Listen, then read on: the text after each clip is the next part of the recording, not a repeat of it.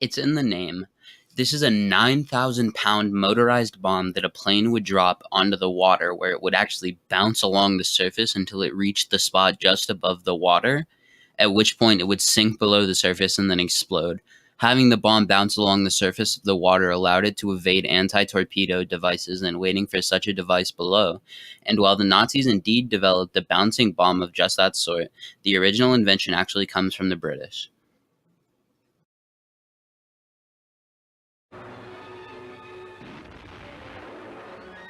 Officially known as Karl, and more effectively described by its other nicknames, which include Thor, Odin, and Loki, this gun was described as a self-propelled siege mortar, which was one truly intimidating gun.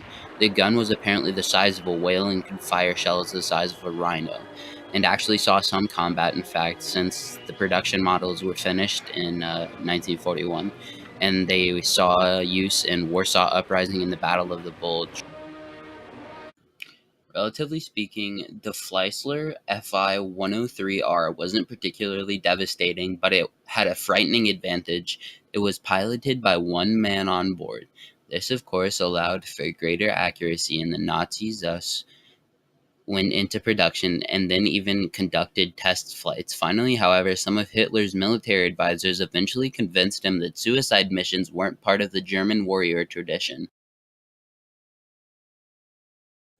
Impossibly ambitious, yet impossibly stupid all at once, the Krolampf was exactly what it looks like, a curved rifle attachment designed to allow soldiers to shoot around corners and over walls. Or just as obvious as the weapon's uses were its problems, the curve sent bullets crashing into the sides of the barrels, causing both bullet and barrel to break apart. Bullets often fragmented in kinds of unintentional shotgun blasts, while barrels could only last for a few hundred shots. Only models with the slightest curves 30 degrees were produced in any sizable numbers, and not much more at that. More ambitious models did try to be produced, such as a 90-degree angle one, as well as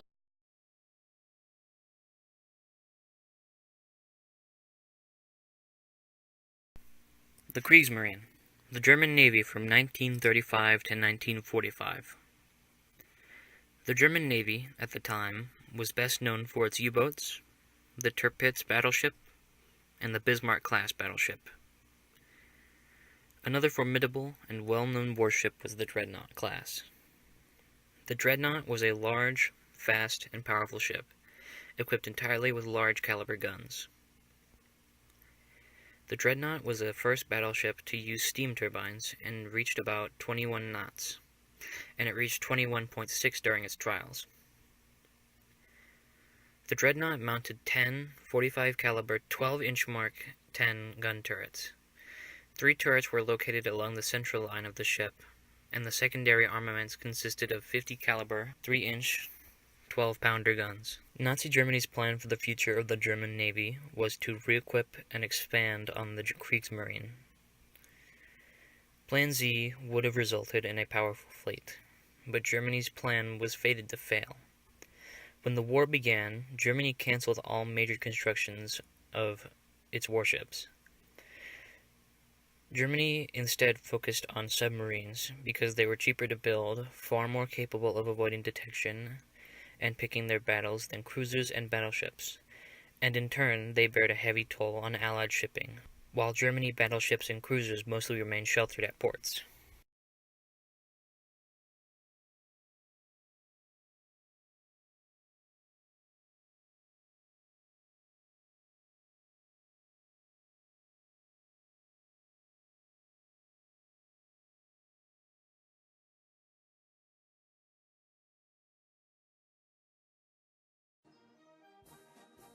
The U-boats were German submarines used in World War I and World War II.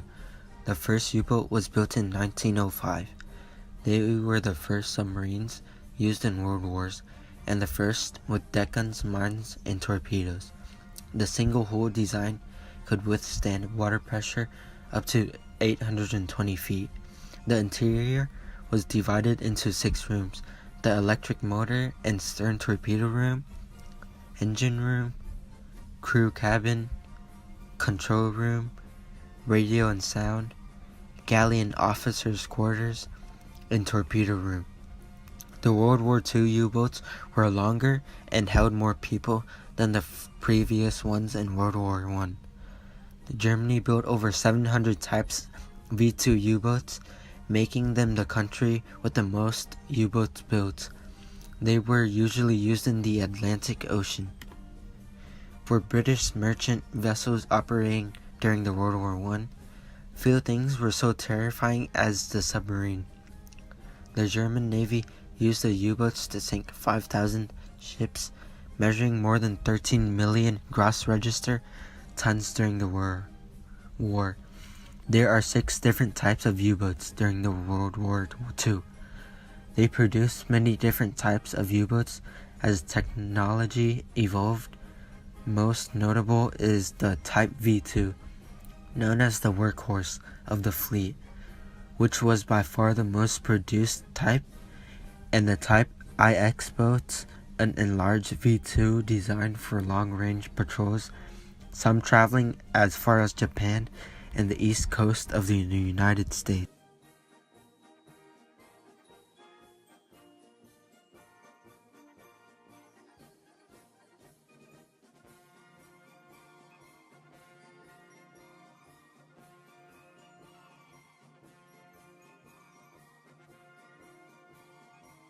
As a countermeasure, U-boats were fitted with radar warning receivers to give them ample time to dive before the enemy is closed in, as well as more anti-aircraft guns.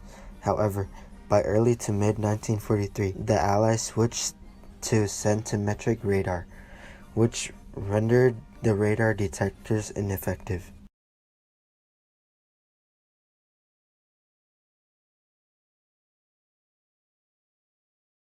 Alright, so today I'm going to be talking about Nazi armored warfare advancements.